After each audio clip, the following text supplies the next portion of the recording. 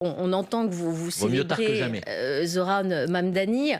Il est ouvertement pro-palestinien et il a repris en son temps un slogan, le slogan mondialiser l'intifada, en clair, faire la guerre aux juifs partout dans le monde. Et quand on lui demande de condamner le 7 octobre, et bien souvent il botte en touche, il répète que le problème c'est l'occupation d'Israël. Est-ce que ça ne vous choque pas? Il y a 3 fausses informations dans ce que vous venez de dire.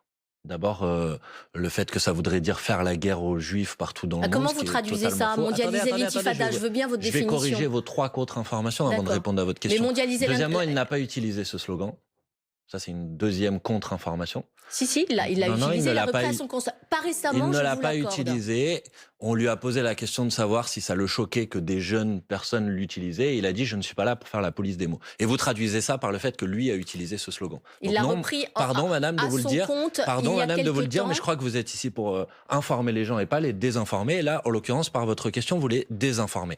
Donc, personnellement, je n'ai pas non plus utilisé ce slogan. Par contre, je salue l'engagement de Zoran Mamdani contre le génocide en cours à Gaza.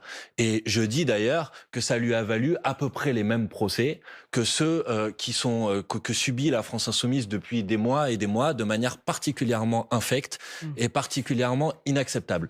Donc ne Zoran pas condamner Mamdani, le 7 octobre il a évidemment condamné le 7 octobre. Madame, s'il vous plaît, franchement, donnez des informations qui sont exactes, parce que sinon, vraiment... Alors, une information exacte, il lève des fonds pour l'UNRWA, c'est une agence onusienne qui est accusée de collusion avec le Hamas. Madame, ça, c'est pas un problème aussi? L'UNRWA, oui. Vous parlez d'une agence de l'ONU. Il y a eu une enquête qui a été faite sur ce sujet, sur cette soi-disant collusion avec le Hamas. Quelles ont été les conclusions de cette enquête, madame?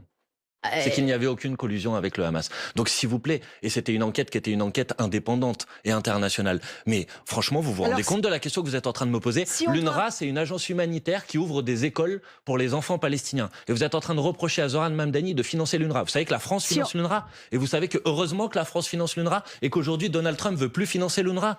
Mais franchement, je crois que vous êtes vraiment trompé dans votre question.